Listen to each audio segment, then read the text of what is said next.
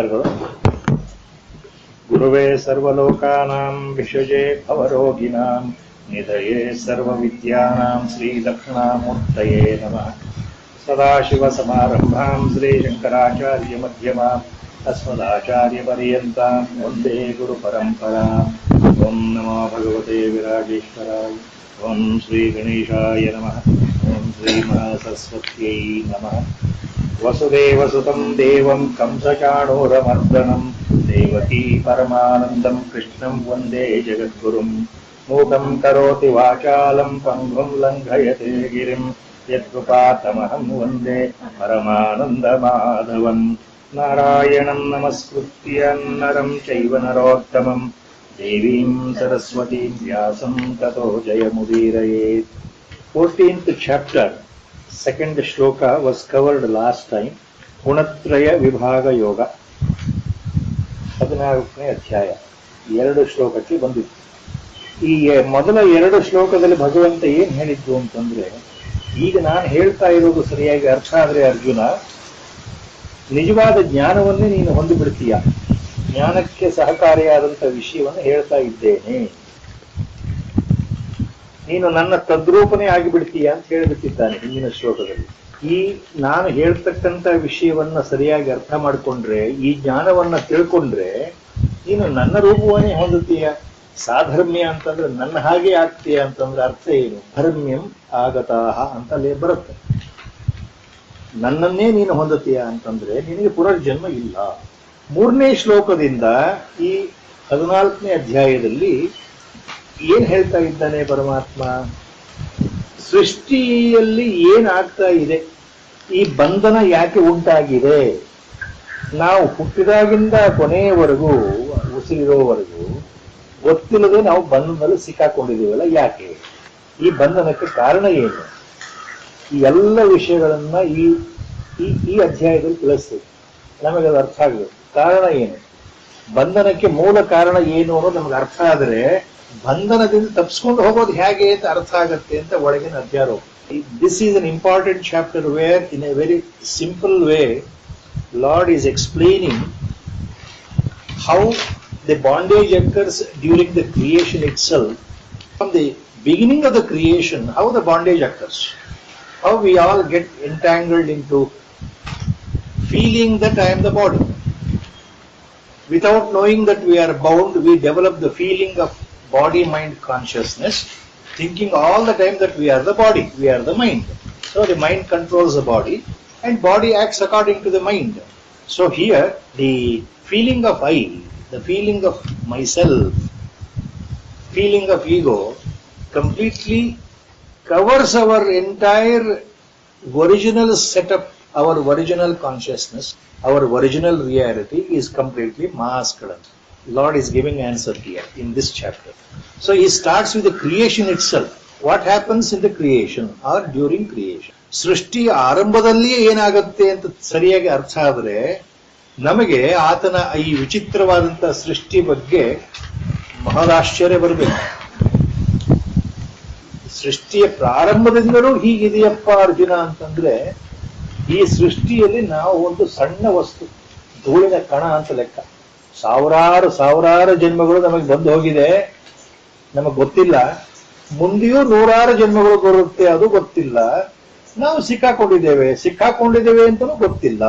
ಈ ಎಲ್ಲ ವಿಷಯಗಳಿಗೆ ಏನಪ್ಪ ಮೂಲ ಅಂದ್ರೆ, ಸೃಷ್ಟಿಯ ಆರಂಭದಲ್ಲೇ ಹೀಗಿದೆಯಪ್ಪ ಅರ್ಜುನ. ಏನಿದೆ ಅದನ್ನು ಹೇಳ್ತಾ ಇದ್ದಾನೆ ಇವಾಗ. ಮಮ ಯೋನಿರ್ಮಹದ್ ಬ್ರಹ್ಮ ತಸ್ಮಿನ್ ಗರ್ಭಂ ದಧಾಮ್ಯಹಂ ಸಂಭವ ಸರ್ವಭೂತಾನಾಂ ತತೋ ಭವತಿ ಭಾರತ. ಸರ್ವಭೂತಾನಾಂ ಸಂಭವ ತತಃ ಭಾರತ ಭವತಿ. ನೋಡಪ್ಪ ಅರ್ಜುನ, ಮಮ ಯೋನಿ ಮಹದ್ ಬ್ರಹ್ಮ ಮಮ ಯೋನಿ ತಸ್ಮಿನ್ ಗರ್ಭಂ ದದಾಮ್ಯಹಂ. ಮಹದ್ ಬ್ರಹ್ಮ ಮಮ ಯೋನಿ. ಈ ಸಂಕೇತ ಇರತಕ್ಕಂತ ವಿಷಯ ಅಂದ್ರೆ ವ್ಯಾಖ್ಯಾನಗಳು ಸ್ವಲ್ಪ ವ್ಯತ್ಯಾಸ ಬರುತ್ತೆ. ಆಚಾರ್ಯರು ಹೇಳೋ ವ್ಯಾಖ್ಯಾನ ಅಂದ್ರೆ, ಈ ಗರ್ಭಾಶಯ ಅಂದ್ರೆ ಹುಟ್ಟಿಗೆ ಕಾರಣ ಆಗಿರ್ತಕ್ಕಂತಹ ಈ ಯೋನಿ ಏನಿದೆಯಲ್ಲ, ಜಗತ್ತಿನ ಹುಟ್ಟಿಗೆ, ಪ್ರಪಂಚದ ಹುಟ್ಟಿಗೆ, ಸೃಷ್ಟಿಯ ಹುಟ್ಟಿಗೆ ಕಾರಣ ಆಗಿರ್ತಕ್ಕಂಥದ್ದು ಇದೆಯಲ್ಲ, ಅದಕ್ಕೆ ಮಹದ್ ಬ್ರಹ್ಮ. ಯಾವುದು ಮಹದ್ ಬ್ರಹ್ಮ?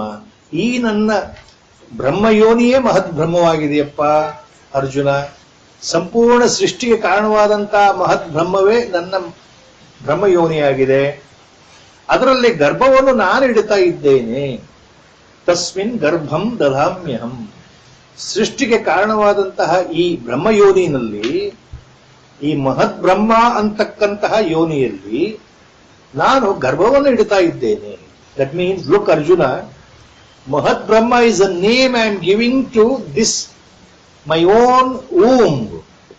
ಬ್ರಹ್ಮಯೋನಿ, the womb. And in this womb, I give conception to the seed of the creation. Tasmin garbham dadhammi aham dadhamyaham. So, in this particular womb called Mahad Brahma or Brahma Yoni, I am introducing the seed of creation. ಅಂದ್ರೆ I am responsible for creation ಅಂತ ಅರ್ಥ. ಜಗತ್ ಕಾರಣವಾಗಿರ್ತಕ್ಕಂಥ ಬ್ರಹ್ಮಯೋನಿಯಲ್ಲಿ ಜಗತ್ ಸೃಷ್ಟಿಗೆ ಕಾರಣವಾದಂತಹ ಬೀಜವನ್ನು ನಾನೇ ಇಡ್ತಾ ಇದ್ದೇನೆ, ಆ ಗರ್ಭವನ್ನು ನಾನೇ ಇಡ್ತಾ ಇದ್ದೇನೆ ಅರ್ಜುನ. ಅಂದ್ರೆ ನನ್ನಿಂದಲೇ ಸೃಷ್ಟಿ ಪ್ರಾರಂಭ. ನಾನು ಈ ಸೃಷ್ಟಿಗೆ ನಿಮಿತ್ತ ಕಾರಣವೂ ಹೌದು, ಉಪಾದಾನ ಕಾರಣವೂ ಹೌದು ಅನ್ನೋ ಅರ್ಥ. ಎಲ್ಲ ದೃಷ್ಟಿಯಿಂದ ನನ್ನ ಸಂಕಲ್ಪದಿಂದ, ನನ್ನ ಸಾನ್ನಿಧ್ಯದಲ್ಲಿ ಸೃಷ್ಟಿ ನಡೀತಾ ಇದೆ. ಸೃಷ್ಟಿ ಹೊರಗಡೆ ಬರಬೇಕಲ್ಲ ಆರಂಭದಲ್ಲಿ, ಎಲ್ಲಿಂದ ಬರುತ್ತೆ ಅನ್ನೋದಕ್ಕೆ ಸಂಕೇತ ಬ್ರಹ್ಮಯೋನಿ, ಮಹದ್ ಬ್ರಹ್ಮ. ಇದು ಮೇಲಿನ ಅರ್ಥ. ಇದರಲ್ಲಿ ಏನು ವಿಶೇಷತೆ ಅಂದ್ರೆ, ಸರ್ವಭೂತಾನಾಂ ಸಂಭವ ತತಃ ಭವತಿ. ಈ ಬ್ರಹ್ಮ ಯೋನಿಯಲ್ಲಿ ಎಲ್ಲ ಭೂತಗಳ ಉತ್ಪತ್ತಿ ಆಗುತ್ತದೆ. ಅಂದ್ರೆ ಸೃಷ್ಟಿ ಉತ್ಪತ್ತಿ ಆಗುತ್ತದೆ, ಪ್ರಪಂಚ ಉತ್ಪತ್ತಿ ಆಗುತ್ತದೆ, ಬ್ರಹ್ಮಾಂಡಗಳ ಉತ್ಪತ್ತಿ ಆಗುತ್ತದೆ, ವಿಶ್ವವೇ ಉತ್ಪತ್ತಿ ಆಗುತ್ತದೆ. The entire creation, the entire cosmos ultimately comes out from this Mahat Brahma, Brahma Yoni, and I am responsible. I give up or I introduce that seed of creation into this Mahat Brahma. Mahat Brahma means Brahma Yoni. Now, Acharyas, there is a slight difference in the interpretation. Acharya Bhagavad-pada, Shankara Bhagavad-pada has given a very precise, very elaborate description here for Mahat Brahma. ಬ್ರಹ್ಮಯೋನಿ ಅಥವಾ ಮಹತ್ ಬ್ರಹ್ಮ ಅಂದ್ರೆ ಏನು ಅನ್ನೋದಕ್ಕೆ ಆಚಾರ್ಯ ಶಂಕರ ಭಗವತ್ಪಾದರು ಏನ್ ಹೇಳ್ತಾರೆ ಅಂದ್ರೆ, ಇದು ಆ ಪರಮಾತ್ಮನ ಅಭಿನ್ನವಾದಂತಹ, ಶಕ್ತಿಯುತವಾದಂತಹ, ಅವ್ಯಕ್ತವಾದಂತಹ, ನಾಮರೂಪ ವಿವರ್ಜಿತವಾದಂತಹ, ಹೀಗೆ ಅಂತ ಹೇಳಲಿಕ್ಕೆ ಸಾಧ್ಯವೇ ಇಲ್ಲದೆ ಇರತಕ್ಕಂತಹ ಆ ಪರಮಾತ್ಮನ ಮಾಯೆಗೆ ಬ್ರಹ್ಮಯೋನಿ ಅಂತ ಹೆಸರು. Shankaracharya Bhagavatpada, the Brahma Yoni represents the entire Maya itself, natural tendencies or potencies. ಮೂರು ವಿಶಿಷ್ಟ ಗುಣಗಳಿಂದ ಯುಕ್ತವಾದಂತಹ ಮಾಯೆ, ಅದನ್ನು ವಿಷ್ಣು ಮಾಯೆ ಅಥವಾ ಯೋಗ ಮಾಯೆ. ಭಗವಂತನೇ ಅದನ್ನು ಬಳಸಿದ್ದಾನೆ ಭಗವದ್ಗೀತೆಯನ್ನು. ಮಾಯಾ ಶಬ್ದವು ಭಗವಂತನಿಂದಲೇ ಬಂದಿದೆ ಭಗವದ್ಗೀತೆಯಲ್ಲಿ. ಅದನ್ನು ಎತ್ಕೊಂಡೇ ಇಲ್ಲಿ ಆಚಾರ್ಯರು ಏನ್ ಹೇಳ್ತಾರೆ, ಮಮ ಯೋನಿರ್ ಮಹದ್ ಬ್ರಹ್ಮ ಅಂತಂದ್ರೆ, the Lord says that this Mahat Brahma means this is my own potency called Maya. Because of this Maya, everything comes out of this Maya itself. Of three aspects. ಇದನ್ನ ಆಚಾರ್ಯ ತ್ರಿಗುಣಾತ್ಮಕವಾದಂತ ಮಾಯೆ ಅಂತ ಹೇಳ್ತಾರೆ. ಅವರ್ಣನೀಯವಾದದ್ದು, ಅನ್ಎಕ್ಸ್ಪ್ಲೈನಬಲ್, ಅನ್ಕಾಂಪ್ರಹೆಂಡಬಲ್, ಅರ್ಥ ಆಗದೆ ಇರತಕ್ಕಂತಹ ವಿಚಿತ್ರವಾದ ಭಗವತ್ ಶಕ್ತಿ. ಅವ್ಯಕ್ತ ನಾಮ್ನಿ ಪರಮೇಶ ಶಕ್ತಿ ತ್ರಿಗುಣಾತ್ಮಿಕಾಯ ಮಾಯಾ ಅಂತ ಆಚಾರ್ಯರು ವಿವೇಕ ಚೂಡಾಮಣಿಯಲ್ಲಿ ಹೇಳಿಬಿಟ್ಟಿದ್ದಾರೆ. ಮಾಯಾ ಶಬ್ದದ ಬಗ್ಗೆ ಭಗವಂತನ ತಮ್ಮ ಪವಿತ್ರವಾದಂತಹ ಹೇಳಲಿಕ್ಕೆ ಬರದೇ ಇರತಕ್ಕಂಥ ಶಕ್ತಿ ಮಾಯೆ. ಮಾಯೆ ಅಂದ್ರೆ ಏನು ಅಂತ ಬಾಯಿ ಬಿಟ್ಟು ಹೇಳಲಿಕ್ಕೆ ಬರೋಲ್ಲ. ಇಲ್ಲಿ ಮಹತ್ ಬ್ರಹ್ಮ ಅಂದ್ರೆ ಆ ಭಗವಂತನ ಮಾಯೆಯನ್ನು ಕುರಿತು ಹೇಳ್ತಾ ಇದ್ದಾರೆ. ಮಮ ಯೋನಿರ್ ಮಹತ್ ಬ್ರಹ್ಮ ಅಂದ್ರೆ ನನ್ನ ಮಾಯೆಯ ಕಾರಣದಿಂದ ತಸ್ಮಿನ್ ಗರ್ಭಂ ದದಾಮ್ಯಹಂ, ಅದರಲ್ಲಿ ನಾನು ಸೃಷ್ಟಿಯನ್ನು ಉತ್ಪತ್ತಿ ಮಾಡ್ತೇನೆ. ಈ ರೀತಿ ಮಾಡೋದ್ರಿಂದ ಎಲ್ಲ ಪ್ರಾಣಿಗಳ ಉತ್ಪತ್ತಿ ಈ ಮಾಯೆಯ ಮೂಲಕವೇ ಬರುತ್ತದೆ. ಇನ್ other words, it is elsewhere use in Bhagavad Gita. This ಮಹತ್ ಬ್ರಹ್ಮ ಆಲ್ಸೋ ಮೀನ್ಸ್ ಮೂಲ ಪ್ರಕೃತಿ, ಅವ್ಯಕ್ತ. All these words are already used. ಮೊದಲೇ ಹೇಳಿರತಕ್ಕಂಥ ಶಬ್ದಗಳು. ಸೃಷ್ಟಿಯ ಆರಂಭದಲ್ಲಿ ಯಾವುದು ಒಳಗಡೆ ಹೋಗಿದೆಯೋ ಮಹಾಪ್ರಳಯದಲ್ಲಿ, ಅದು ಅವ್ಯಕ್ತವಾಗಿದೆ. ಅದು ಮೂಲ ಪ್ರಕೃತಿ. ಆ ಮೂಲ ಪ್ರಕೃತಿಯೇ ಮಹತ್ ಬ್ರಹ್ಮ. Brahma Yoni athwa Maye. So that Moola Prakriti itself is called Mahamaya or Brahma Yoni. From there, everything was taken inside during dissolution, during final Pralaya, nothing remained, and during the next creation, everything comes out from the unmanifest. That original unmanifest here, which is in the seed form, unknown seed form, that is Mahamaya, that is Brahma Yoni, that is Mahat Brahma, that is Moola Prakriti. ಎಲ್ಲ ಶಬ್ದಗಳು ಒಂದೇ. ಮೂಲ ಪ್ರಕೃತಿ ಅಥವಾ ಮಹಾಮಾಯೆ ಅಥವಾ ಬ್ರಹ್ಮ ಯೋನಿ, ಮಹತ್ ಬ್ರಹ್ಮ, ಇವೆಲ್ಲವೂ ಒಂದೇ ಅಂತ ಆಚಾರ್ಯ ಹೇಳ್ತಾ ಇದ್ದಾರೆ. ಆಚಾರ್ಯ ಮಧ್ವರು ಇಲ್ಲಿ ಈ ಶ್ಲೋಕಕ್ಕೆ ಸ್ವಲ್ಪ ವ್ಯತ್ಯಾಸ ಉಂಟು. ಮಧ್ವರು ಏನು ಹೇಳ್ತಾರೆ? ಅಕಾರ್ಡಿಂಗ್ ಟು ಆಚಾರ್ಯ ಮಧ್ವ, ಮಹದ್ ಬ್ರಹ್ಮ ಬ್ರಹ್ಮಯೋನಿ means the divine aspect who is Anupayini of Lord Himself, the inseparability of Lord Himself as though separately. So the Mahalakshmi is the Moola Prakriti, that Mahalakshmi is the Brahma Yoni according to Acharya Madhva. ಪರಮಾತ್ಮನ ಸನ್ನಿಧಿಯಲ್ಲಿ ಇರತಕ್ಕಂತಹ ಶಕ್ತಿ ರೂಪಿಣಿಯಾಗಿರ್ತಕ್ಕಂತಹ ಮಹಾಲಕ್ಷ್ಮಿಯೇ ಮೂಲ ಪ್ರಕೃತಿ. ಆ ಮಹಾಲಕ್ಷ್ಮಿ ಮೂರು ಪ್ರಕಾರದಲ್ಲಿ ಕಂಗೊಳಿಸ್ತಾಳೆ. ಸೃಷ್ಟಿ ಆರಂಭದಲ್ಲಿ ಅವಳಿಂದಲೇ ಸೃಷ್ಟಿ ಪ್ರಾರಂಭ ಅಂತ ಅರ್ಥ. ಅಲ್ಲಿ ಭಗವಂತನ ಸನ್ನಿಧಿಯಲ್ಲಿ, in the presence of God, in the presence of Lord, the Mahalakshmi is responsible for the creation according to Acharya Madhva. That Mahalakshmi exhibits herself in symbolically three forms according to Acharya Madhva. The same Mahalakshmi, Moola Prakriti, Mahamaya as called by Acharya Shankara, that word Mahalakshmi is used here. She represented herself or represents herself in the three divine forms. The word Shri represents Mahalakshmi. The word Bhuhu represents Mahalakshmi. The word Durga represents Mahalakshmi. ಇದು ಯಾವ ಪರಿಭಾಷೆ? ಆಚಾರ್ಯ ಮಧ್ವರ ಪರಿಭಾಷೆ. ಸೃಷ್ಟಿ ಆರಂಭದಲ್ಲಿ ಮಹತ್ ಬ್ರಹ್ಮ ಅಂತಂದ್ರೆ ಆಹಾ ಮಹಾಲಕ್ಷ್ಮಿ ಪ್ರತಿರೂಪವಾಗಿರತಕ್ಕಂತಹ ಶ್ರೀ ಮತ್ತು ಭೂಹು ಮತ್ತು ದುರ್ಗಾ ಈ ರೂಪಗಳಿಂದ ಕಂಗೊಳಿಸ್ತಕ್ಕಂತಹ ಮಹಾಲಕ್ಷ್ಮಿಯಿಂದ ಸೃಷ್ಟಿ ಕಾರ್ಯ ಪ್ರಾರಂಭ ಆಗುತ್ತೆ. ಇದನ್ನ ಯಾರು ಹೇಳ್ತಾ ಇದ್ದಾರೆ? ಆಚಾರ್ಯ ಮಧ್ವ. ಇನ್ನು ಆಚಾರ್ಯ ರಾಮಾನುಜ ಇಲ್ಲಿ ಮತ್ತೊಂದು ಸಣ್ಣ ವ್ಯತ್ಯಾಸ. ರಾಮಾನುಜರ ಪ್ರಕಾರ ಹಿಂದಿನ ಏನು ಅಧ್ಯಾಯ ಇತ್ತು, ಕ್ಷೇತ್ರಜ್ಞ ಸಂಯೋಗ ವಿಭಾಗ, ಕ್ಷೇತ್ರ ಮತ್ತು ಕ್ಷೇತ್ರಜ್ಞ ಇವುಗಳ ಸರಿಯಾದ ಅರ್ಥವನ್ನ ತಾತ್ವಿಕವಾಗಿ ತತ್ವದೃಷ್ಟಿಯಿಂದ ಸರಿಯಾಗಿ ಅರ್ಥ ಮಾಡ್ಕೊಂಡಿದ್ದಾರೋ ಅವರಿಗೆ ಪುನರ್ಜನ್ಮ ಇಲ್ಲ. ಯಾರಿಗೆ ಸರಿಯಾಗಿ ಕ್ಷೇತ್ರಜ್ಞ ವಿಂಗಡಣೆ ಅರ್ಥ ಆಗಿದೆಯೋ ಅವರಿಗೆ ಪುನರ್ಜನ್ಮ ಇಲ್ಲ ಅಂತ ಅಲ್ಲಿ ಬರುತ್ತೆ. ಅಲ್ಲಿ ಕ್ಷೇತ್ರ ಅಂದ್ರೆ ಏನು, ಅದರ ಸ್ವಭಾವ ವಿಕಾರಗಳೇನು, ಕ್ಷೇತ್ರಜ್ಞ ಅಂದ್ರೆ ಏನು, ಅದೆಲ್ಲವೂ ಬಂದಿದೆ ಹಿಂದಿನ. ಅದನ್ನ ಮನಸ್ಸಿನಲ್ಲಿ ಇಟ್ಕೊಂಡು ಆಚಾರ್ಯ ರಾಮಾನುಜರು ಇಲ್ಲಿ ಏನ್ ಹೇಳ್ತಾ ಇದ್ದಾರೆ? ಬ್ರಹ್ಮ ಮಮ ಯೋನಿ, ನನ್ನ ಯೋನಿ ಮಹತ್ ಬ್ರಹ್ಮವಾಗಿದೆ ಅಂತ ಯಾಕೆ ಹೇಳ್ತಾ ಇದ್ದಾನೆ ಭಗವಂತ ಇಲ್ಲಿ ಅಂದ್ರೆ, ಇಲ್ಲಿ ಮಹತ್ ಬ್ರಹ್ಮ ಅಂತಂದ್ರೆ ಆಚಾರ್ಯ ರಾಮಾನುಜರ ಪ್ರಕಾರ ಅಪರಾ ಪ್ರಕೃತಿ, ಜಡ ಪ್ರಕೃತಿ, ಚೈತನ್ಯ ರಹಿತ ಪ್ರಕೃತಿ, ಇನ್ಸೆಂಟಿಯೆಂಟ್, ನಿರ್ಜೀವ. ಮಹತ್ ಬ್ರಹ್ಮ ಮೀನ್ಸ್ ಕ್ಷೇತ್ರ, in other words according to Acharya Ramanuja. ತಸ್ಮಿನ್ ಗರ್ಭಂ ದದಾಮ್ಯಹಂ, ಅಹಂ ತಸ್ಮಿನ್ ಅದರಲ್ಲಿ ನಾನು ಗರ್ಭವನ್ನ ಇಡ್ತೇನೆ, ದದಾಮಿ. ಸೊ ಇಲ್ಲಿ ಪರಮಾತ್ಮ ಅಹಂ ಗರ್ಭಂ ದದಾಮಿ ಅಂದ್ರೆ ಗರ್ಭ ಮೀನ್ಸ್ ಹಿಯರ್ ಪರಾ ಪ್ರಕೃತಿ according to Ramanuja. So there is ಅಪರಾ ಪ್ರಕೃತಿ, ಲೈಫ್ಲೆಸ್, ಇನ್ಸೆಂಟಿಯೆಂಟ್, ನಿರ್ಜೀವ, the matter, and there is ಮಹಾಚೈತನ್ಯ of the Lord para prakriti. When the para prakriti joins with the apara prakriti, in other words, because of kshetrajna coming in contact with the kshetra, the creation starts. kshetrajna ಸಂಯೋಗದಿಂದ ಸೃಷ್ಟಿ ಉತ್ಪತ್ತಿ. ಇದು ಆಚಾರ್ಯ ರಾಮಾನುಜರ ಪರಿಭಾಷೆ. ಈ ಮೂರು ವ್ಯತ್ಯಾಸಗಳಿದ್ದೂ ಸಹ ಮೂಲದಲ್ಲಿ ಏನಪ್ಪಾ ಇಲ್ಲಿ ತಿಳ್ಕೊಳ್ಬೇಕು? Lord is saying in this ಶ್ಲೋಕ, ಮಮ ಯೋನಿರ್ ಮಹದ್ ಬ್ರಹ್ಮ ತಸ್ಮಿನ್ ಗರ್ಭಂ ದದಾಮ್ಯಹಂ ಸಂಭವ ಸರ್ವಭೂತಾನಾಂ ತತೋ ಭವತಿ Bharat. Means ultimately, so what is the core meaning? Lord himself is responsible for the entire creation, right from the beginning of the creation, from the unmanifest seed. He is responsible.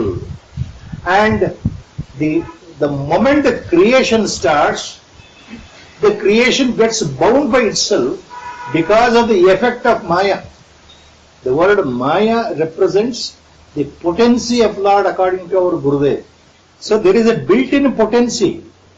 There is a built-in factor, which is also called in Vedanta great illusion. ಅತ್ಯಂತ ಭ್ರಾಂತಿಗೊಳಿಸ್ತಕ್ಕಂತಹದ್ದು, ಅತ್ಯಂತ ಭ್ರಮಾಧಿಕವಾಗಿರತಕ್ಕಂತಹದ್ದು, ಭ್ರಮೆಯನ್ನು ತಂದಿರತಕ್ಕಂತಹದ್ದು ಆ ವಸ್ತು ಮಾಯೆ. ಅದು ಯಾಕೆ ಭ್ರಮೆಯನ್ನು ಉಂಟು ಮಾಡುತ್ತೆ ಅಂತಂದ್ರೆ, ಮಾಯೆ ಏನು ಅಂತ ಯಾರಿಗೂ ಗೊತ್ತಿಲ್ಲ. Nobody can understand, nobody can see, nobody can experience Maya. You can see how the Maya is working during the creation. When that is observable, it will be experienced only at the dawn of the wisdom. ಜ್ಞಾನೋತ್ಪತ್ತಿಯ ಸಮಯದಲ್ಲಿ ಮಾಯೆ ಆಟ ಏನಿತ್ತು ಅಂತ ಅರ್ಥ ಆಗುತ್ತೆ. ಜ್ಞಾನ ಹುಟ್ಟಿದ ನಂತರ, ತತ್ವಜ್ಞಾನ ಬಂದ ನಂತರ, ಜ್ಞಾನೋತ್ಪತ್ತಿಯ ನಂತರ ಜ್ಞಾನಿಗೆ ಮಾಯೆಯ ಪ್ರತಿರೂಪಗಳು ಅರ್ಥವಾಗುತ್ತೆ. ಅಲ್ಲಿಯ ತನಕ, ಜ್ಞಾನ ಬರೋ ತನಕ, ಜ್ಞಾನೋತ್ಪತ್ತಿ ಆಗೋ ತನಕ ಮಾಯೆ ಅದರ ಆಟ ಅರ್ಥ ಆಗಲ್ಲ. The effect of the Maya, the working mechanism Maya cannot be experienced as long as we are bound in the samsara, as long as we are bound, as long as we are not realized by the Guru's grace. So only at the time of realization, this Maya bandhana gets torn away.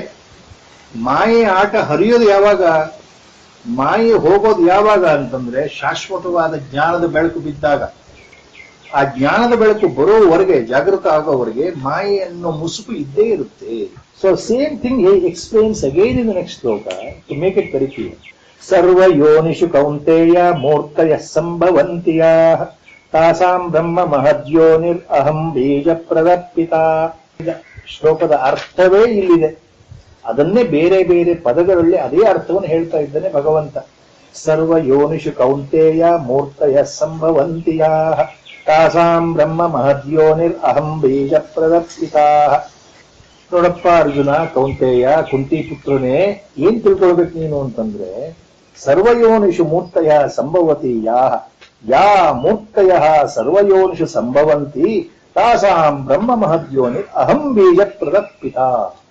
ಯಾವ್ಯಾವ ಜೀವಿಗಳು ಯಾವ್ಯಾವ ಯೋನಿಗಳಲ್ಲಿ ಸೃಷ್ಟಿನಲ್ಲಿ ಹುಟ್ಟಾ ಇದೆಯಲ್ಲಪ್ಪ ಅರ್ಜುನ, ಪ್ರಾಣಿಗಳು, ಪಕ್ಷಿಗಳು, ಕ್ರಿಮಿಗಳು, ಕೀಟಗಳು, ದೇವತೆಗಳು, ಗಂಧರ್ವರು, ರಾಕ್ಷಸರು, ಪಿತೃಗಳು, ಹೀಗೆ ವಿವಿಧ ವಿವಿಧ ರೀತಿಯಲ್ಲಿ ಜೀವ ಉತ್ಪತ್ತಿಯಾಗಿದೆ. ಈ ಎಲ್ಲ ವಿವಿಧ ರೀತಿಯಲ್ಲಿ ಹುಟ್ಟಿರ್ತಕ್ಕಂಥ ಜೀವಕ್ಕೆ ಬ್ರಹ್ಮಯೋನಿಯೇ ಕಾರಣ. ಮೂಲವಾಗಿ ಮಹದ್ ಬ್ರಹ್ಮ, ಬ್ರಹ್ಮಯೋನಿ ಅದೇ ಕಾರಣಪ್ಪ. ಅದರಿಂದಲೇ ಎಲ್ಲವೂ ಬಂದಿದೆ. ಈ ಮಹದ್ ಯೋನಿ ಅಥವಾ ಈ ಮಹದ್ ಬ್ರಹ್ಮ ಅನ್ನೋದೇ ಅದಕ್ಕೆ ಯೋನಿ ಆದರೆ, ನಾನೇ ಅದಕ್ಕೆ ತಂದೆಯಾಗಿದ್ದೇನೆ. This Moola Prakriti is responsible as the womb, and I am responsible for the seed of creation in the womb. Again, he is putting it very clearly.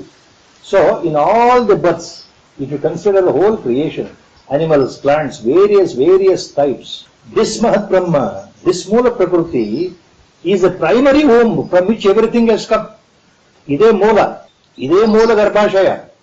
This primary womb is Moola Prakriti itself. And I am the father sowing the seed. Aham bija pradapita.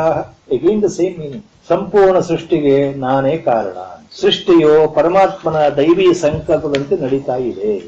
ಯಾವ ರೀತಿ ಉತ್ಪತ್ತಿ ಆಗ್ತಾ ಇದೆಯೋ ಸಂಹಾರವೂ ಹಾಗೆ ಆಗ್ತಾ ಇದೆ. ಸಂಹಾರದ ನಂತರ ಪುನಃ ಸೃಷ್ಟಿ ಹಾಗೆ ಆಗ್ತಾ ಇದೆ. ಸೊ ಕಲ್ಪಗಳಲ್ಲಿ ಒಂದು ಕಲ್ಪ ಮುಗಿದಾಗ ಆತ್ಯಂತಿಕ ಪ್ರಳಯ, ಮಹಾಪ್ರಳಯ ಆದ ನಂತರ ಮರು ಸೃಷ್ಟಿ, ಮುಂದಿನ ದಿವಸ ಮತ್ತೊಂದು ಕಲ್ಪದ ಪ್ರಾರಂಭ. ಸೊ ಸೃಷ್ಟಿಯ ಪ್ರಾರಂಭ ಮತ್ತು ಸೃಷ್ಟಿಯ ಅಂತ್ಯ, ಸೃಷ್ಟಿ ಮತ್ತು ಸಂಹಾರ ಎಲ್ಲವೂ ನನ್ನ ಇಚ್ಛೆ ಪ್ರಕಾರ ನಡೀತಾ ಇದೆ, ಅಥವಾ ನಾನೇ ಅದಕ್ಕೆ ಕಾರಣ. The fifth shloka onwards, now the main point comes. The three gunas are being taken up very clearly, and the three gunas are Prakriti Sambhavaha. Lord is very clear in making a statement. The three gunas are Prakriti Sambhavaha, born out of the Moola Prakriti, primordial unmanifest. primordial matter at the beginning of creation. From the primordial matter, Moola Prakriti, these three gunas have come at the beginning of creation itself. So you can call it as primordial matter, Moola Prakriti or Mahamaya. That is left to the individual perception. Acharya makes it very clear, Bhagavad Pada. This primordial Moola Prakriti itself manifests in the form of Maya, composed of three gunas. ಈ ಮೂಲ ಪ್ರಕೃತಿ ಅಂದ್ರೆ ಮಹಾಮಾಯೆ, ಸೃಷ್ಟಿಯ ಪ್ರಾರಂಭದಲ್ಲೇ ಬರತಕ್ಕಂತ ಮಹಾಮಾಯೆ, ಇದು ಮೂರು ಗುಣಗಳಿಂದ ಕೂಡಿದೆ. ಯಾವುದು? ಸತ್ವ, ರಜ, ತಮ ಗುಣಗಳಿಂದ ಕೂಡಿದೆ. The whole point in this chapter is importance of the three gunas. ಈ ಮೂರು ಗುಣಗಳಿಗೆ ವೇದಾಂತದಲ್ಲಿ ಗುಣ ಅಂದ ಶಬ್ದ verbatim English word quality will not correctly represent the word guna. Quality is a loose translation to the word guna. Guna means here it includes your complete inner basic tendencies from the birth. All your basic tendencies, innate tendencies, your behavioral pattern, your genetic pattern, your genetic makeup, everything is included in the word guna. And another point, guna also means it is simply not appearing in you as a fresh one. The guna appears, it's a collective word. Please remember, the guna appears in every individual because of the previous birth or the previous numerous births, karma rashi effect. ಹಿಂದಿನ ಜನ್ಮಗಳಲ್ಲಿ ನಾವು ಏನೇನು ಮಾಡಿದ್ವಿ ಅವುಗಳ ಪ್ರತಿಫಲವಾಗಿ ಸುಮ್ಮನೆ ಬರಲ್ಲ ಗುಣ. ಈ ಜನ್ಮದಲ್ಲಿ ಹುಟ್ಟು ತಗೊಂಡಾಗ ಈ ಜೀವಿಗೆ ತಾನೇ ತಾನಾಗಿ ಬಳುವಳಿ ರೂಪದಲ್ಲಿ ಬಂದಿರತಕ್ಕಂತಹದ್ದು. ನೀವು ಆಸೆ ಪಟ್ಟು ತಗೊಂಡಿದ್ದಲ್ಲ. ಹುಟ್ಟೋ ಸಮಯದಲ್ಲಿ ಪ್ರತಿಯೊಂದು ಮಗು ಪರಮಾತ್ಮನ ಕುರಿತು, ಅಪ್ಪ ಪರಮಾತ್ಮ ನನಗೆ ಬರೀ ಸಾತ್ವಿಕ ಗುಣವನ್ನೇ ಕೊಡಪ್ಪ, ಬಹಳ ಒಳ್ಳೇದು ಅಂತ ಕೇಳಕ್ ಆಗಲ್ಲ. ಅವ ಭ್ರೂಣವೂ ಕೇಳೋ ಸ್ಥಿತಿಲಿಲ್ಲ. No fetus can expect from the Lord at the time of birth, you give me only Sattva Guna Paramatma, you give me only Rajo Guna Paramatma, you give me only Tamo Guna Paramatma. This cannot happen. They are decided already in what percentage they should manifest in you right from birth till death, already decided. First it has to be understood clearly. The whole chapter's significance is on this point. ಗುಣತ್ರಯ ವಿಭಾಗ ಯೋಗ. ಇಲ್ಲಿ ಪರಮಾತ್ಮ ಏನ್ ಹೇಳ್ತಾ ಇದ್ದಾನೆ? ಈ ಮೂರು ಗುಣಗಳ ಆಟ ಹೇಗಿದೆ ಯಾರೂ ತಪ್ಪಿಸ್ಕೊಳ್ಳಿಕ್ಕೆ ಸಾಧ್ಯ ಇಲ್ಲ. ಜ್ಞಾನಿಗಳೂ ಸಹ ತಪ್ಪಿಸ್ಕೊಳ್ಳಿಕ್ಕೆ ಸಾಧ್ಯ ಇಲ್ಲ. ಅಂದ್ರೆ ಯಾವ ಅರ್ಥದಲ್ಲಿ? ಜ್ಞಾನಿಗಳಿಗೆ ಗೊತ್ತಿದೆ ಈ ಮೂರು ಗುಣಗಳ ಆಟ ಏನು ಅಂತ. ಮಹಾನ್ ಸಂತರಿಗೆ, ಮಹಾನ್ ಪರಮಾತ್ಮ ಸ್ವರೂಪಿ ತತ್ವಜ್ಞಾನಿಗಳಿಗೆ, ಮಹಾಪುರುಷರಿಗೆ ಗೊತ್ತಿದೆ ಈ ಮೂರು ಗುಣಗಳು ಹುಟ್ಟಿದಾರಭ್ಯ ಬಂದಿರತಕ್ಕಂಥ ಸ್ವಭಾವ, ಮನಸ್ಸಿನ ವರ್ತನೆ, ಅದು ದೇಹಕ್ಕೆ ಮನಸ್ಸಿಗೆ ಸಂಬಂಧಪಟ್ಟಿದೆ. ಆ ಪ್ರಕಾರವೇ ದೇಹ, ಆ ಪ್ರಕಾರವೇ ನಿಮ್ಮ ಮನಸ್ಸು, ನಿಮ್ಮ ವರ್ತನೆ, ನಿಮ್ಮ ನಡವಳಿಕೆ ನಡೆಯುತ್ತೆ ಅಂತ ಅವ್ರಿಗೆ ಗೊತ್ತಿದೆ. ಆದ್ರೆ ವ್ಯತ್ಯಾಸ ಏನು ಜ್ಞಾನಿಗಳಿಗೂ ಮತ್ತು ಸಾಮಾನ್ಯರಿಗೂ, ಅಜ್ಞಾನಿಗಳಿಗೂ ಅಂದ್ರೆ, ಜ್ಞಾನಿಗಳು ಈ ವ್ಯತ್ಯಾಸವನ್ನು ತಿಳ್ಕೊಂಡು ಅದರೊಳಗೆ ಇಲ್ಲ, ಅದನ್ನು ದೂರ ಇಡ್ತಾರೆ. ನನಗೂ ಅದಕ್ಕೂ ಸಂಬಂಧ ಇಲ್ಲ ಅಂತ ಇರ್ತಾರೆ. The Mahapurusha Jnanis never associate themselves with the play of the three gunas, but they are not associated. They only witness what is happening in their mind sometimes, how the three gunas are playing among themselves. They purely witness it. Absolutely they are not connected. Their mind, inner conscious is totally pure, as they are at the highest level of realization. They are nothing but Jnana Swarupa or consciousness manifested in the form of human body. They are nothing to do with the three gunas. But all of us, Ajnanis, we are bound by the three gunas. Our behavior, our life is controlled by these three gunas. Till we are affected by the three gunas, we are bound in the samsara. Again and again we are reborn. We die and we are reborn. This goes on and on and on. ನಮಗೆ ಗುಣಗಳ ಸಂಘ ಇರೋ ತನಕ ಏನಾಗ್ತಾ ಇದೆ? ನಮ್ಮ ಹುಟ್ಟು ಸಾವು ನಡೀತಾನೇ ಇರುತ್ತೆ. ಇದು ಮುಖ್ಯವಾದ ವಿಷಯ. ಈ ಅಧ್ಯಾಯದಲ್ಲಿ ಭಗವಂತ ಹೇಳಕ್ ಹೊರಟಿರೋದೇ ಅದು. ನಮಗೆ ಎಲ್ಲಿವರೆಗೆ ಗುಣಗಳ ಜೊತೆಗೆ ನೀನು ಆಟ ಆಡ್ತಾ ಇದೆಯೋ, ಅಂದ್ರೆ ನಾನು ಮತ್ತು ಗುಣಗಳು ಒಂದೇ ಅಂತ ತಿಳ್ಕೊಂಡಿದ್ದೀಯೋ, ಗುಣಗಳ ಪ್ರಭಾವದಿಂದ ನೀನು ವರ್ತನೆ ಮಾಡ್ತಾ ಇದ್ದೀಯಲ್ಲ, ನಿನ್ನ ಜೀವನ ನಡೀತಾ ಇದೆಯಲ್ಲ, ಅಲ್ಲಿವರೆಗೆ ನಿನಗೆ ಮೋಕ್ಷ ಇಲ್ಲ. ನೀನು ಹುಟ್ಟು ಸಾವು ಚಕ್ರದಲ್ಲೇ ಇರ್ತೀಯಪ್ಪ. ಯಾಕಂದ್ರೆ ಗುಣಗಳನ್ನ ಮೀರಿ ನೀನು ಹೋಗ್ತಾ ಇಲ್ಲ, ಗುಣಗಳನ್ನ ದಾಟಿ ಹೋಗಕ್ಕಾಗ್ತಾ ಇಲ್ಲ. ಈ ಗುಣಗಳು ಮಾಯೆಯ ಕಾರಣ, ಈ ಗುಣಗಳಿಗೆ ಮಾಯೆಯೇ ಕಾರಣ. ಈ ಗುಣಗಳು ಎಲ್ಲಿಂದ ಬಂತು? ಮಾಯೆಯಿಂದ ಬಂದಿವೆ. ಆದ್ರಿಂದ ನಮಗೆ ಗೊತ್ತಿಲ್ಲದೆ ನಾವೇ ಗುಣಗಳ ಕೈನಲ್ಲಿ ಸಿಕ್ಕಾಕೊಂಡಿದ್ದೇವೆ. Without our knowledge we are bound ourselves. We have given a rope and ourselves we are tightly bound for the play of the three gunas. All the three gunas have bound us in such a tight way we cannot escape. And these three gunas represents Maya itself.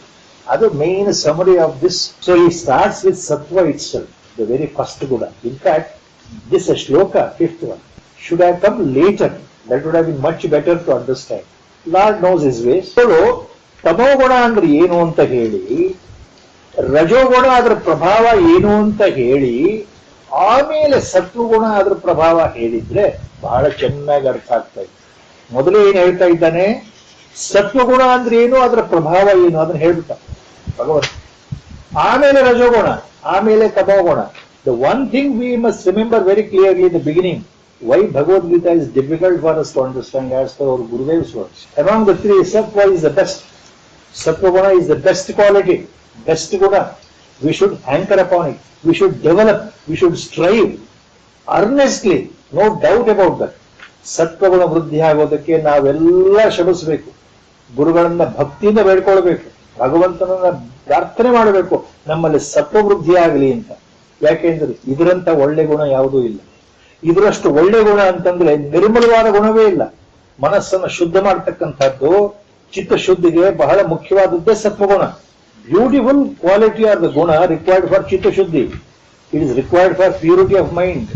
It is required to ultimately possess jnana, required to ultimately reach God. But one thing correctly to remember, only if you are stuck in sattva-guna, that again forms a binding itself. ಕೇವಲ ಸತ್ವಗುಣದಲ್ಲೇ ಉಳಿದು ಬಿಟ್ರೆ ಜೀವನ ಪರ್ಯಂತ ಸತ್ವಗುಣ ತುಂಬಾ ಒಳ್ಳೆಯದು, ಬೇಕಾಗಿದ್ದು, ಭಗವಂತನ ಪ್ರಾಪ್ತಿಗೆ ಅವಶ್ಯವಾಗಿರ್ತಕ್ಕಂಥದ್ದು, ಇಷ್ಟೆಲ್ಲ ಇದ್ರೂ ಅದರ ಒಳ್ಳೆತನ. ನಾವು ಸತ್ವಗುಣದಲ್ಲೇ ಉಳಿದು ಬಿಟ್ರೆ ಏನಾಗುತ್ತೆ? ಭಗವಂತ ಹೇಳ್ತಾನೆ, ಅದರಿಂದ ಮೋಕ್ಷ ಪ್ರಾಪ್ತಿ ಇಲ್ಲ. ಸತ್ವಗುಣದಲ್ಲೇ ಉಳಿದು ಬಿಟ್ರೆ, please remember the words, if you are stuck in sattva only permanently in this life, there is no realization, because this also is a bondage.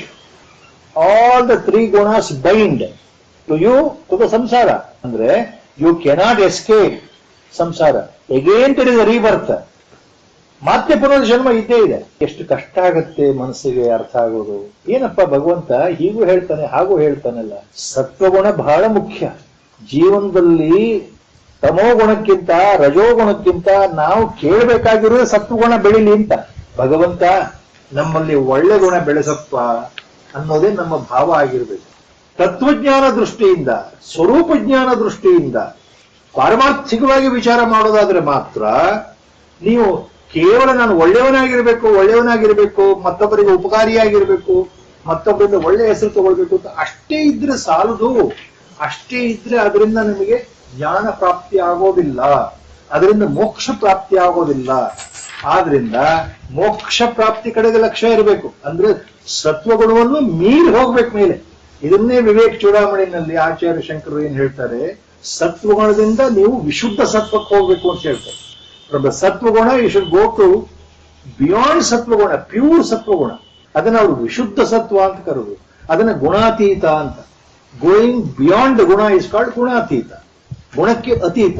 Of course ರಜೋಗುಣ ಟೋಟಲಿ ಹಾರಿಬಲ್, ತಮೋಗುಣ ದ ವರ್ಸ್ಟ್ ಪಾಸಿಬಲ್ ಗುಣ.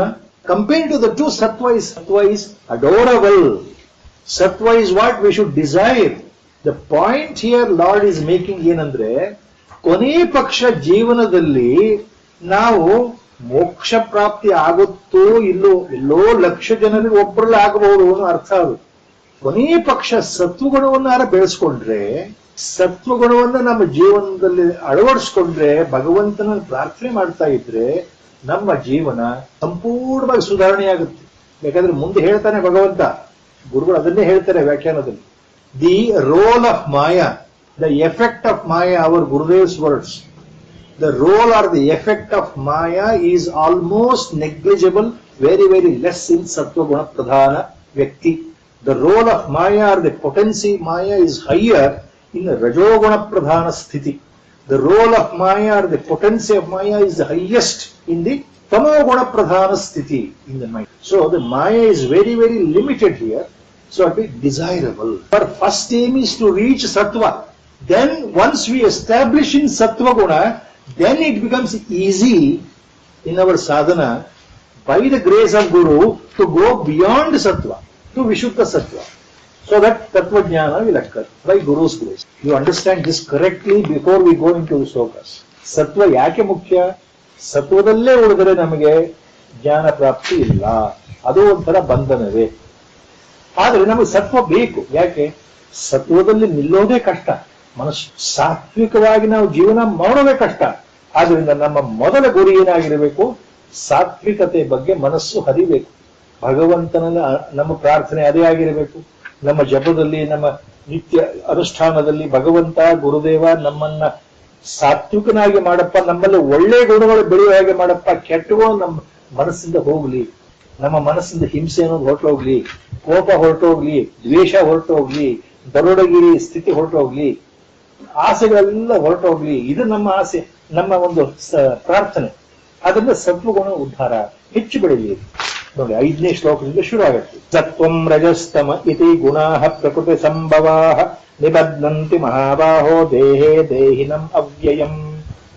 ಮಹಾಬಾಹೋ, ಹೇ ಅರ್ಜುನ, ದೇಹೇ ದೇಹಿನಂ ನಿಬಧ್ನಂತಿ, ದೇಹದಲ್ಲಿ ಈ ದೇಹಿಯನ್ನ ಕಟ್ಟಿ ಹಾಕುತ್ತವೆ.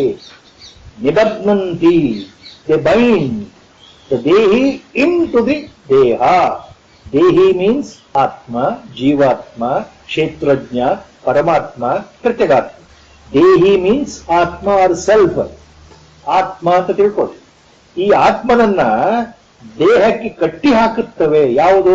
ನಿಬದ್ಧಂತೆ ಅಂದ್ರೆ ಕಟ್ಟಿ ಹಾಕುತ್ತವೆ, ಜೋಡಿಸ್ಬಿಡುತ್ತೆ, ಹಾಗೆ ಬಿಡದ ಹಾಗೆ. ಯಾವುದು? ಸತ್ವಂ ರಜಸ್ತಮ ಇತಿ ಗುಣಾಃ ಪ್ರಕೃತಿ ಸಂಭವಾಃ. God has made it very clear. ಪ್ರಕೃತಿ ಸಂಭವಾಃ, ಈ ಮೂಲ ಪ್ರಕೃತಿಯಿಂದ ಸೃಷ್ಟಿಯ ಆರಂಭದಲ್ಲೇ ಬಂದಿರತಕ್ಕಂಥ ಈ 3 ಗುಣಗಳು ಸತ್ವ ರಜ ತಮ ಪ್ರಕೃತಿ ಸಂಭವಾಃ. They have come from at the time of creation itself, from ಮೂಲ ಪ್ರಕೃತಿ, from the unmanifest itself. They are there, they have become manifest. Manifest ಅಂದ್ರೆ we cannot see, but they have appeared to enter themselves in the creation in order to continue the divine play. ಈ ದೈವಿ ಆಟಕ್ಕೆ, ಸೃಷ್ಟಿಯನ್ನು ಆಟಕ್ಕೆ ಚಾಲನೆ ಕೊಡ್ಲಿಕ್ಕೆ ಈ 3 ಗುಣಗಳು ಬಂದಿದೆಯಪ್ಪ, ಪ್ರಕೃತಿ ಸಂಭವ. ಅವು ಏನ್ ಮಾಡ್ತಾ ಇದೆ?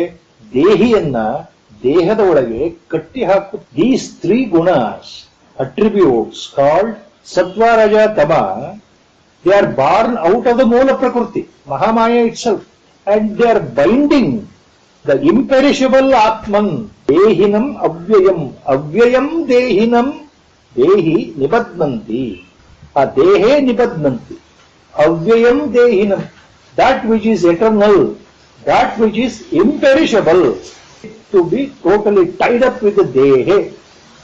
ಶರೀರಕ್ಕೆ ಯಾವುದು ಅವಿನಾಶಿಯಾಗಿದೆಯೋ, ನಿಸ್ಸಂಗವಾಗಿದೆಯೋ, ಅನಾದಿಯಾಗಿದೆಯೋ, ಸರ್ವಕ್ಕೂ ಕಾರಣವಾಗಿದೆಯೋ ಅಂತ ಆತ್ಮನನ್ನ ಈ ದೇಹಕ್ಕೆ ಕಟ್ಟಿ ಹಾಕ್ತಾ ಇದೆ.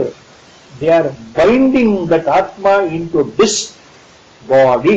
Lord himself is saying the 3 gunas coming from moola prakriti are binding the atma into the body itself. Body ಅಂದ್ರೆ ಬಾಡಿ ಅಂಡ್ ಮೈಂಡ್ ಅಂತ ತಗೊಳ್ಬೇಕು. ಇಲ್ಲಿ ದೇಹ ಅಂತಂದ್ರೆ ಸೂಕ್ಷ್ಮ, ಸ್ಥೂಲ, ಕಾರಣ ಶರೀರ 3ಕ್ಕೂ ಸೇರಿ ದೇಹ. ಸೂಕ್ಷ್ಮ ಶರೀರ, ಸ್ಥೂಲ ಶರೀರ, ಕಾರಣ ಶರೀರ ಎಲ್ಲವೂ ಸೇರಿ ಅಂತಃಕರಣ ಸಮೇತವಾಗಿರ್ತಕ್ಕಂಥದ್ದು ದೇಹ. ಈ ದೇಹದಲ್ಲಿ ಆತ್ಮನನ್ನ ಕಟ್ಟಿ ಹಾಕ್ತಾ ಇವೆಯಪ್ಪ ಅರ್ಜುನ. ಈ 3 ಗುಣಗಳು ಪ್ರಕೃತಿಯಿಂದ ಬಂದಿರತಕ್ಕಂಥ 3 ಗುಣಗಳು. Now the importance here, Acharya has given such a wonderful explanation. That explanation he has given in the beginning of Brahma Sutra Bhashya, exposition of Vivek Chudamani, in Upadesha Sahasra, in so many ways, in Swatma Nirupana, all the Prakarana Granthas, Acharya Bhagavad has given And here also the same point he explained. Repeatedly Acharya is telling one point here for us, what he has already explained. In the Brahma Sutra he has explained, Vivek Chudamani has explained, Upadesha Sahasri has explained that. Swatma Nirupana Grantha he has already explained that. Same thing again and again he is explained. Acharya Shankara Bhagavatpada. One question, always it is there in the mind of all scholars. Even today it is there. ಇವತ್ತಿಗೂ ನಮ್ಮ ಈ scholarly people ಮಹಾ ಎಲ್ಲವನ್ನು ತಿಳ್ಕೊಂಡಿರ್ತಕ್ಕಂತಹ ಪ್ರಕಾಂಡ ಪಂಡಿತರು, ವೇದಗಳನ್ನು ಅರಿದವರು, ಜ್ಞಾನವನ್ನು ಅರಿದು ಕುಡಿದಂಥವರು, ಅವರಿಗೆ ಮನಸ್ಸಲ್ಲಿ ಎಷ್ಟೋ ಸಂದೇಹ, ಒಂದು ದೊಡ್ಡ ಸಂದೇಹ ಇವತ್ತಿಗೂ ಇದೆ, ಅವತ್ತಿಗೂ ಇತ್ತು, ಅದು ಮುಂದೂ ಇರುತ್ತೆ. ಏನು ಸಂದೇಹ ನೋಡಿ ಯೋಚನೆ ಮಾಡಿದ್ರೆ ಅರ್ಥ ಆಗೋದು. ಆಚಾರ್ಯರೇ ಬರೀತಾರೆ ಇದಕ್ಕೆ ವ್ಯಾಖ್ಯಾನ ಈ ಶ್ಲೋಕಕ್ಕೆ. ಸಂದೇಹ ಏನಪ್ಪಾ ಅಂದ್ರೆ, ಆತ್ಮ ಪರಬ್ರಹ್ಮ ತತ್ವ, ಪರಮಾತ್ಮ ತತ್ವ, ಆಕಾರ ಇಲ್ಲದೆ ಇರತಕ್ಕಂಥ ಅಣೋರಣೀಯಾನ್ ಮಹತೋ ಮಹಿಯಾನ್, ಎಲ್ಲಕ್ಕಿಂತ ದೊಡ್ಡದು ಎಲ್ಲಕ್ಕಿಂತ ಸಣ್ಣದು ಅಂತ ಇರ್ತಕ್ಕಂಥದ್ದು, ಸರ್ವವ್ಯಾಪಿಯಾಗಿರ್ತಕ್ಕಂಥದ್ದು, ಸರ್ವತ್ರ ಇರತಕ್ಕಂಥದ್ದು, ನಿಷ್ಕ್ರಿಯನಾಗಿರ್ತಕ್ಕಂಥದ್ದು, ಅಗೋಚರವಾಗಿರ್ತಕ್ಕಂಥದ್ದು, ಮಹತ್ತಾಗಿರ್ತಕ್ಕಂಥದ್ದು, ಚಿಂತೆಗೆ ಯೋಚನೆಗೆ ಸಿಗದೇ ಇರತಕ್ಕಂಥದ್ದು, ಮಾತಿಗೆ ನಿಲುಕದೇ ಇರತಕ್ಕಂಥದ್ದು, ಇಂತಹ ಪರಮಾತ್ಮ ತತ್ವ ಸೃಷ್ಟಿಗೆ ಕಾರಣ ಆಗಿದೆ ಅಲ್ಲ. ಪರಮಾತ್ಮ ತತ್ವದಾಗ ಇಷ್ಟೆಲ್ಲ ಅದಕ್ಕೆ ಶಕ್ತಿ ಇದ್ದಾಗ, ಗುಣಲಕ್ಷಣಗಳು, ಅದರ ಶಕ್ತಿ ಇರಬೇಕಾದ್ರೆ ಪರಮಾತ್ಮ ತತ್ವಕ್ಕೆ, ಬ್ರಹ್ಮ ತತ್ವಕ್ಕೆ, ಪರಮಾತ್ಮನಿಗೆ, ದೇವರಿಗೆ ಯಾವ ಹೆಸರಾದ ಕೊಡು. ಈ ದೇಹದೊಳಗೆ ಸೇರ್ಕೊಂಡು ಹೇಗೆ ಈ ಮೂರು ಗುಣಗಳು ಕಟ್ಟಾಕತ್ತೆ? ಶಕ್ತಿ ಇಲ್ಲದೆ ಇರತಕ್ಕಂಥ ಒಂದು ವಸ್ತುವನ್ನು ಕಟ್ಟಾಕ್ಬೋದು, ಪರಮಾತ್ಮನನ್ನೇ ಕಟ್ಟಾಕತ್ತೆ ಅಂತಂದ್ರೆ ಈ ಮೂರು ಗುಣಗಳು, ಆತ್ಮವನ್ನೇ ಕಟ್ಟಾಕತ್ತೆ ಈ ಮೂರು ಗುಣಗಳು ಅಂತಂದ್ರೆ ಆತ್ಮನಿಗಿಂತ ದೊಡ್ಡದು ಆಯ್ತಲ್ಲ ಅವುಗಳ ಶಕ್ತಿ. When Lord says here, three gunas coming from Prakriti at the time of creation, they bind into the body. Nibaddanti dehin, dehin dehe nibaddanti, ದೇಹಿನಂ ದೇಹೇ ನಿಬದ್ಧಂತಿ. ಈ ಆತ್ಮವನ್ನ ದೇಹದಲ್ಲಿ ಬಂಧಿಸುತ್ತವೆ. ಪರಮಾತ್ಮನಿಗಿಂತ ಶಕ್ತಿಯುತವಾಗಿರತಕ್ಕಂಥ ಗುಣಗಳಿದ್ದಾವ, ಸತ್ವ ರಜ ತಮ, ಪರಮಾತ್ಮನಿಗೂ ಮೀರಿ ಶಕ್ತಿವಂತ ಗುಣಗಳಿದ್ದಾವ. ಅವು ಹೇಗೆ ಪರಮಾತ್ಮನನ್ನು ದೇಹದೊಳಗೆ ಬಂಧಿಸುತ್ತೆ? ಈ ದೇಹದಲ್ಲಿ ಇರತಕ್ಕಂಥ ಆತ್ಮ ಅಜ್ಞಾನದಲ್ಲಿ ಹೇಗೆ ಬೀಳ್ತಾನೆ ಅಂತ ಅರ್ಥ ಆಗುತ್ತೆ. Now, in other words, the question is, why we have become ajnanis? If you say that God is residing inside, then how come I have become ajnani? How come I don't know? You say that I don't know. You say that I am ajnani. You people say that I don't know the God who is residing in me. Even I say like that, I don't know. Then you will say that he is bound by your ajnana. How? ಅದೇ ಪ್ರಶ್ನೆ ಇಲ್ಲೂ ಬರುತ್ತೆ. ಈ ನಮ್ಮ ಶರೀರದಲ್ಲಿ ಆತ್ಮ ಇದ್ದಾನೆ ಅಂದ್ರೆ ಈ ಮೂರು ಗುಣಗಳು ಹೇಗೆ ಕಟ್ಟಾಗ್ತಾ ಇದಾವೆ ಅವನ್ನ? See, simple logic, beautiful logic. Please remember, 1200 years before itself, Acharya takes up the question because there were people asking such questions. Even today, intellectual scholars are there, well-renowned scholars, famous scholars are there. They put such questions. Then also such scholars were there. For them he answers. A simple, beautiful example. He says, please remember, Acharya says, a commentary on the shloka, Acharya says, Bhagavad-pada says, the three gunas, when Lord says they bind, nibaddanti means they appear to bind Atma into the Deha. They appear to bind the all-powerful Atma, the Sarvajna Swarupa Atma, Paramatma Swarupa Atma, they appear to bind into the Sharira itself. Appear to bind, please remember, he said. Not they permanently bind. If they permanently bind, andre, there is no escape. There is no jnana at all. They appear to bind because they are the potency of Lord itself. ಯಾವ ಆತ್ಮನಿಂದ ಇವು ಬಂದಿದೆಯೋ ಆ ಆತ್ಮನ ಸನ್ನಿಧಿಯಲ್ಲಿ, ಯಾವ ಪರಮಾತ್ಮನಿಂದ ಈ ಶಕ್ತಿ ಬಂದಿದೆಯೋ ಆ ಪರಮಾತ್ಮನ ಸನ್ನಿಧಿಯಲ್ಲಿಯೇ ಈ ಮೂರು ಗುಣಗಳು ಆತನನ್ನ ಈ ಶರೀರಕ್ಕೆ ಕಟ್ಟಿ ಹಾಕುವಂತೆ ಕಾಣುತ್ತವೆ. ಇದು ಆಚಾರ್ಯರ ಅದರರ್ಥ. ಯಾವ ಕಾಲಕ್ಕೂ ಈ ಮೂರು ಗುಣಗಳು ಪರಮಾತ್ಮನನ್ನ, ಆತ್ಮನನ್ನ ಬಿಡುವೆ ಕಟ್ಟಾಗಿದೆ ಅಂತ ಅರ್ಥ ಅಲ್ಲ. ಸಮಯ ಬಂದಾಗ ಜ್ಞಾನೋತ್ಪತ್ತಿಯ ಸಮಯದಲ್ಲಿ, ಅಜ್ಞಾನ ನಿವಾರಣೆಯಾಗುವ ಸಮಯದಲ್ಲಿ ಮಾಯೆ ತಾನೇ ತಾನಾಗಿ ಹರಿದು ಹೋಗುತ್ತವೆ. ಈ ಮೂರು ಗುಣಗಳು ತಾವೇ ತಾವಾಗಿ ಹೊರಟು ಹೋಗುತ್ತವೆ. That is to make his explanation to understand for people like us. In the monsoon days, as now we are facing monsoon, Acharya gives example during monsoon period, when you look at the sky from morning to evening, the entire sky is covered by dark clouds, one end to one end, during the heavy monsoon period. Though it is daytime, afternoon time, evening time, morning to evening, you know the sun is there, but you will never see the sun at all. There is no sunlight, there is no visibility, there is no visible sign of the sun. Okay? Entire horizon, one end to one end, covered by clouds. But does it mean that the sun is absent? Does it mean the sunlight is absent? Sun is there, sunlight is there, very as powerful as it is. Only difference between the sunlight and the earth's surface, the heavy dark clouds are there covered completely.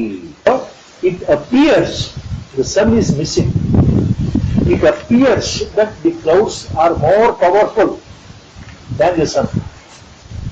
Actually, in fact, if you consider, cloud is only a part of the earth's surface itself, whereas sun is the biggest. Where is the sun? Where is the cloud?